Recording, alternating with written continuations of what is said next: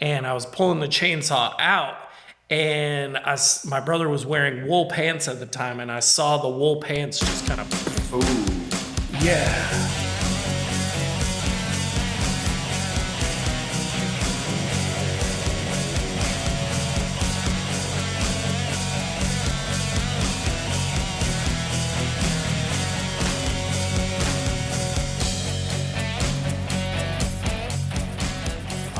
Good evening, YouTube. Welcome to the ProfitDig Construction Show, where today we're not actually talking a lot about construction, kind of just riffing on some different topics. I'm here with Wally Rankin from Trout Creek Home Inspections, LLC. He's a buddy of ours and starting to become a frequent guest, so thanks for being with us, Wally. I know. Appreciate you having me. Yeah, and then what's your name again? People call me Chris. My name Chris Work. It's Christopher, but I go by Chris. Yeah, Chris Work. That's a good name, you know it. And then over here we got producer Jerry behind the camera, filming this thing. He's actually just sitting in a chair. He's not doing a whole lot, but he keeps this operation rolling. That's right. Yeah, no, Jerry does a fantastic job. No, he does. He connects the dots with our media. So, Yeah, so this beautiful filming, great sound quality, all that's because of Jerry. That's right. That's right. All right. Well, we were just talking a second ago, and Wally, you said y'all want to hear an interesting or crazy story. Yeah. And I said, you know what? Let's roll the camera. I was like, let's. Is this something we can record? I was like, I don't know what you're about to say, but I'm already excited. All right. So I grew up in the Upper Peninsula of Michigan, which is up near Lake Superior, Canada, up in that area. So yeah, very cold. And I grew up in a logging town. That's the main industry in my hometown is logging. So I have family that's loggers and always grew up cutting up wood and whatever. Well, one time I was home from college was I in college? I might have already been graduated. Either way, doesn't matter. I was home for Christmas break, and my parents had recently sold the house that I grew up in, and they were living in a small cabin on a lake, on property they had bought on a lake. Sounds nice. It was actually very nice. But the cabin was very drafty, and we had a small wood stove in the corner, and my parents had bought the property with the intentions of building a new house right next to the cabin on the property. Well, my parents were at work for the day. My brother and I were both home. I think my brother might have been a freshman in college at the time. So my dad's cousin had about 20 acres of property not too far from there. And he said we could go cut firewood anytime we wanted on his property. So my brother and I got my dad's big old square body Chevy truck lifted with the big tires and everything. And like, let's go cut some trees down, and we're going to cut up some wood for the cabin. So we go out in the woods, and there's this one particular tree that it was dead. It was a dead maple, and it was kind of leaning toward the pickup truck. Well, I notched it on the opposite side and, started to make my back cut on the other side. And the tree, it was falling where I wanted it to go. It was not going toward the truck. Well, from my brother's perspective, he felt like the tree was going to fall on me. But from where I was cutting, see, when we were cutting trees, I would start to cut it, and he would maybe give it a little push sometimes to help it in a certain direction. Well, he felt like it was falling toward me. So as I was pulling my chainsaw out of the tree, my brother stepped to push the tree away from me, which it was not really falling anywhere near me. I had plenty of clearance.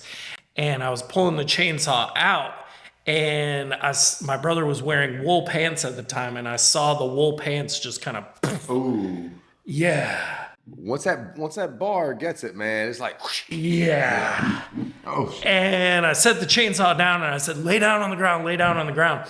And I pulled the wool pants apart, and then he had long underwear and jeans, multiple layers. Mm-hmm. So I'm spreading it apart, and I can just see blood in there. I'm like, oh, gosh. So I grabbed my brother, and I threw him on my back. And I'm running with him to my dad's truck. And I throw him in the truck, and we take off. And the whole time we're driving, he's like, don't take me to the hospital. I'm like, what? He's like, no, I'm not going to the hospital. Take me back to the cabin. I'm like, all right. So I take him back to the cabin. We get into the cabin bathroom and start having him take all his clothes off and get him down to his underwear, and see, just, it looked like a bear, like where the teeth of the chain, it hit him right above the kneecap. And so where the teeth of the chain had gone into the meat of his leg, it looked like a bear had like clawed his leg. So I put him in the bathtub because I'm like, you're going to hate this, but we got to clean this out. Yeah. So we cleaned it out best we could and just put some bandage on it. Well, we're kind of, I don't know. We don't like hospitals. So my uncle's the same way. And he's like, so my dad calls my uncle. My uncle's like, I'll be over there this evening. So my uncle comes over and he has the idea to use duct tape to pull my brother's wound together so it can heal. So we put duct tape all the way around my brother's wound and pulled it together and then put a bandage on it. And after many changing of the duct tape, it worked. Yeah. He's got a giant scar on his leg now, but You can do anything with duct tape, man. you can. You can. Oh, yeah. Oh, no, that's I great. don't advise that. Don't do that. Well, We are not doctors on the ProfitDig Construction We've always had a Show. saying that says, Disclaimer. if you can't duck it, fuck it. That's right. Yeah. Yeah, it's funny. Funny you mention that, though. I've had one chainsaw accident in my life. And it was... Doesn't matter what it was. It wasn't No, good. it's just one of them days where, you start getting cocky as you're like trying to cut out a bunch of little stuff around where you're cutting some bigger things. And I just took a little stumble and that thing got me right in the knee. Of course, once it gets the material, it just grabs it, and it just kind of, just ropes it up. Yeah. And so you can't really tell what's going on until you get it all pulled away, and then you can only see the blood coming through the material. Mine wasn't as bad as your brother's, though. I got lucky, but Yeah. chainsaws don't mess around. No. Yeah. You should That's right. Well, you a lot talk of about experience. pulling the leg together with duct tape. I don't know now. Don't they have the glue? They do. What's it They did called? the super glue, the medical super glue. I hear that stuff's Yeah. like pretty amazing. It is. I'll tell Maybe you not a for story for about that. So, Okay. I have a story about that, too. Go ahead, Wally. I have twin boys. I have twin boys they're 11 now. And one of my twin boys was trying out for the Burns youth basketball league last year. Cool. You guys were there. Yeah, remember that? Yeah. Well, he just got on the court and my wife calls me. I need you right now. What? I'm like, he just got on the court. Yeah. Graham, his twin brother, just stabbed himself. Oh. What? So I'm standing outside the doors of the gymnasium, like trying to watch, because he's like, watch me, Dad, watch me, Dad. And I'm like standing outside the door trying to watch him. Your brother stabbed himself. I'll be right back. Yeah. I'm doing great, son. Yeah. What are you doing? So she said that he was in his bedroom and we have those battery operated candles, but they're actual real wax. Well, he's always got a pocket knife and we taught him how to use it, but he thought it was a good idea to trim the wax with his pocket knife. Well, he was doing it and he stabbed himself right here between the finger and the thumb. And I said to my wife, I said, is it spurting? And she was like, what? I said, is blood spurting across the room?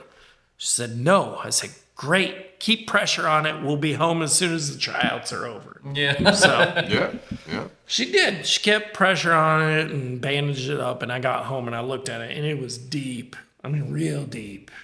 And it was a pretty good gash. It was probably 3/4 of an inch long. And we tried to use the super glue and it would not, because it's in a movable area like that. That super glue would not hold for the life of it. So I ended up using, my wife used to be a doTERRA oil person, but doTERRA makes a product that's similar to Neosporin. It's called Correctex. That stuff's amazing. So we would put that on there and just put a bandage on it. And within a couple weeks it was sealed up and healed up. So yeah, again, did not want to go to a hospital. So No, yeah, no. take care of it at home. Well, and Absolutely. realistically, like I'm not afraid to go to a hospital, but we're not a family that decides like, somebody sneezing, we're going to the hospital. Some people will go to the hospital. Oh my yes, goodness. for Hell, they go to the ER. I'm yes. like, you're part of the reason why it costs so much to go to a doctor. Yeah, exactly. Yeah, that's why I can't ever get in. No joke. Just clogging it up. Yeah. Yeah. Well, that's like we had one experience, not like that. It wasn't a stab wound, but I mean, this is years ago. My kids were much smaller then. Like my youngest one, he was running through the kitchen, running from his brother, and caught the corner of the counter. Awesome. Right there on the cheek, you That's know. normal. Yeah. And it split it pretty good. Yeah. And so I called a relative, who's a physical therapist, but, has lots of nursing experience. And I was like, how do I know if it needs stitches? And she said, can you take the Q-tip? And if you can put a Q-tip under the skin, like the head of a Q-tip, it should probably stitches. have stitches. Yeah. So he's screaming and I'm jabbing him with the Q-tip. And I was like, oh, hell. I was like, in the car, guys, we got to go. My wife was out of town at the time. Of course. I know, exactly. So I'm like, okay, fine. We need stitches. Yeah. Let's go get stitches. So we go to the ER, let's get our stitches. And our insurance at the time was terrible.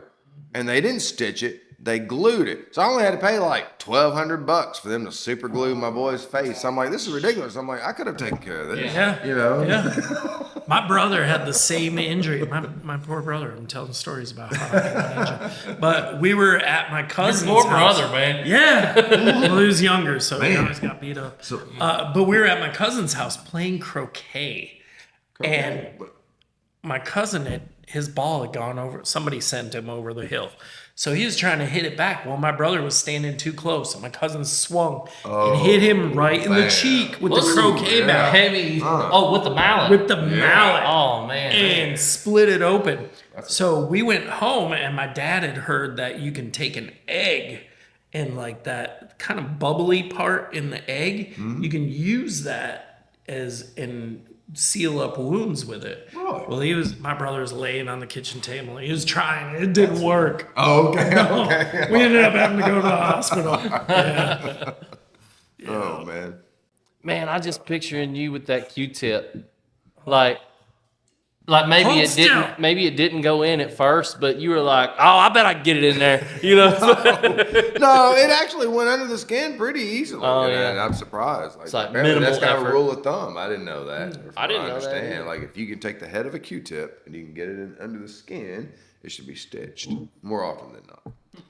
They elected to super glue it and charge me $1,000. It's all right. Well, all right. We're going to wrap it up. Everybody's in pain after watching this episode, thinking about all the crap they went through as a child or their siblings or whatever. So we're gonna give you guys a break, but we appreciate it. I know this is kind of not our traditional ProfitDig Construction Show. Gory for Halloween. It's just in time for Halloween. Yeah, exactly. Yeah. So look, if you're buying or selling a home in Middle Tennessee, you need a home inspection. That's why you need to call our friend here, Wally Rankin of Trout Creek Home Inspections, LLC. His contact information is in the description of this video. We've got Jeff Givens, Chief Technical Officer of ProfitDig. I am Chris Work. I'm on the marketing team of ProfitDig. Check us out, ProfitDig.com. We have the world's easiest to use job bidding and costing solution. Subscribe to the channel, like the videos. Glad you're here. We hope to see you soon. Take care.